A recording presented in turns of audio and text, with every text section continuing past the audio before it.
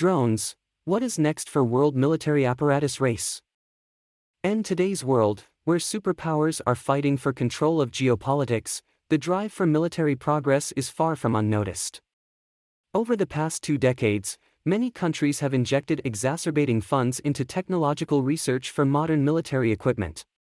Among the newly developed armaments, unmanned aerial vehicles, UAVs, commonly known as drones, have attracted special attention.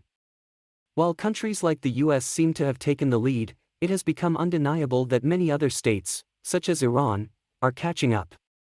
The big question now is where the research will take us and which country, or countries, will dominate the sector.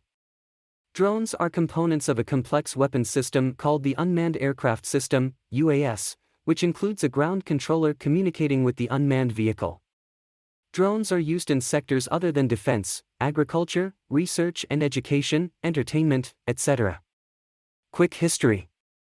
The first recorded use of an unmanned aerial vehicle for combat occurred in July 1849 when it served as a balloon carrier, the precursor of the aircraft carrier. This was the first offensive use of air power in naval aviation.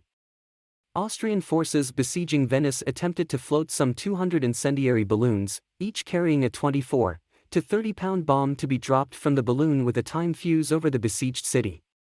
In the real sense of the term, Britain and the US produced the first unmanned vehicles during World War I. In March 1917, Britain tested their small radio-controlled aircraft called the Aerial Target, and in October 1918, the United States tested their aerial torpedo known as the Kettering Bug. Both performed satisfactorily in flight tests but were not sent into service during the war.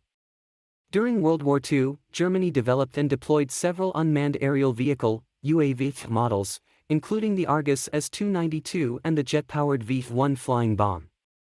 The post-World War II era has seen a rise in the development of UAVs because of investment from many countries, especially UK and USA.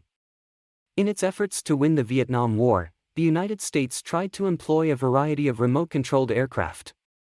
In the 1970s, after the Arab governments shot down some of Israel's jets, it resorted to using relatively advanced UAVs in its war against the Arab countries. In fact, Israel employed UAVs to render the Syrian air defense utterly ineffective at the outset of the 1982 Lebanon War. The United States expanded its manufacturing of unmanned aerial vehicles, UAVs, in the 1980s and 1990s as part of a plan to develop smaller military hardware. US and Israeli firms have collaborated on several productions in the past. Consequently, we saw a boom in UAV manufacturing in the United States during the 1990s. After the United States began using them in its war in Afghanistan in 2001, UAVs gained widespread attention. Numerous observers have noted that the first drone strike targeted Al-Qaeda senior military commander Mohammed Atef, who was murdered among 7 others by the US's Predator. The UAV system began service in 1995 and saw battle in the wars in Afghanistan, Pakistan, Bosnia, 1999 NATO bombing of Yugoslavia, the Iraq War, Yemen, the 2011 Libyan Civil War, the 2014 intervention in Syria and Somalia. The race.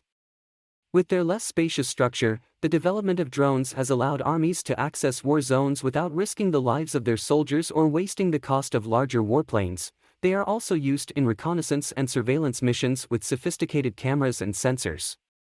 While incredibly accurate in their shots, some are remotely piloted, and others are programmed targets. Nowadays, with the technology spread all over the world, drones are used by many countries in their defense systems. The US still leads the league, but many other countries are filling in the gaps with special drone programs. The conflict between Russia and Ukraine has shown how necessary drones are on the battlefield. It has also unveiled some countries' technological progress. When Iran supplied drones to Russia, it left many people with surprises. However, it began investing in technology as early as 1985 with its spy drones sent to Iraq. Since then, it has, against many odds, developed its UAV technologies. The incident also raised attention to loitering munitions, also called suicide drones or kamikaze drones, because of their ability to wait quietly in the vicinity of a target location for some time before launching a strike like a missile. Meanwhile, Turkey, a neutral party between Russia and Ukraine, has provided drones to the latter country. This also drew attention to Turkey's rapidly growing unmanned aerial vehicle (UAV) sector. In spite of purchasing and renting UAVs from the United States, Germany, and Israel between 1989 and 2007, Turkey desperately sought its independence after a series of sabotage, incompatibility, and threat to its national sovereignty. Turkey is now on the list of drone makers thanks to the efforts of domestic companies like Baykar and TUSA. A 2019 analysis from New York's Bard College estimates that more than 30,000 unmanned aircraft are in use now. However, the confirmed number is around 21,000. According to the paper, 63 nations are known to operate an inventory of unmanned aircraft systems built up almost entirely or entirely of systems manufactured abroad. As of 2019, Chinese-made drones are used in 32 countries, Israeli-made ones are used in 39, and US-made ones are used in 49. As a result, these three nations are at the top of the list. The intricacy of owning a foreign-made drone is that images are frequently passed to the country of origin, making it difficult to oppose the nation's interests. Since then, many countries have tried their hands at drone production, with varying degrees of success, including Pakistan, Turkey, Iran, Russia, Taiwan, and India.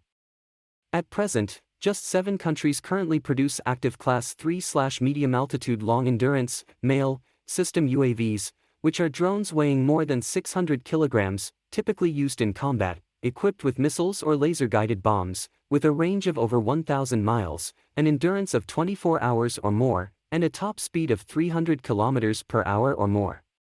This includes the USA, China, Israel, France, the UAE, Iran, and Turkey. Many nations are spending money to acquire drones in an age marked by uprisings and various forms of terrorism.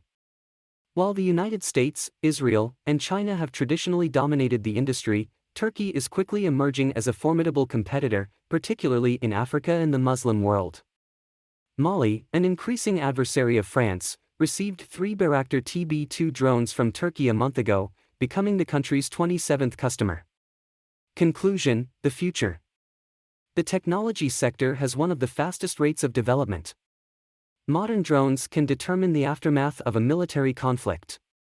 Nevertheless, accelerating growth of AI technology, it is somehow easy to show where the future of drones lies and to predict the implications of this. In addition to drones, unmanned aircraft carriers are reportedly in production in some militarily developed countries. They will be imperative support for military service. They will be remotely controlled on the sea and could perform important missions.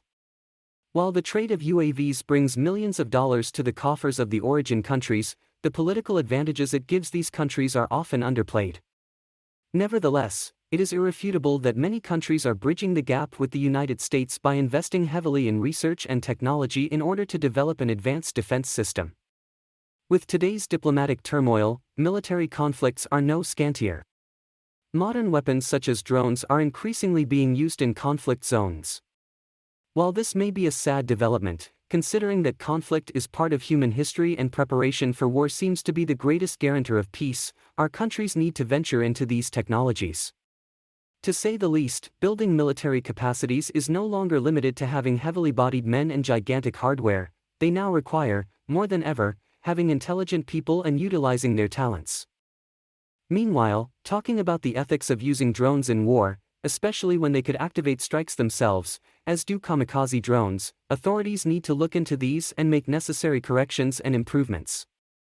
Additionally, as the US has severally been reported to do in the Middle East, abuse of drones must be spoken against.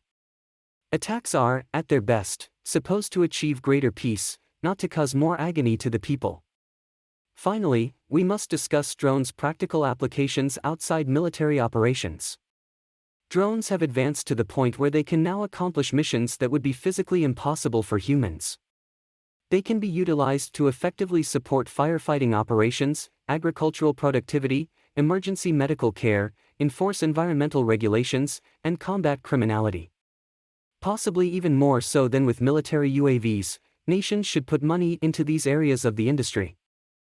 Connect with us on social media for updates like these on ITRIC Post English.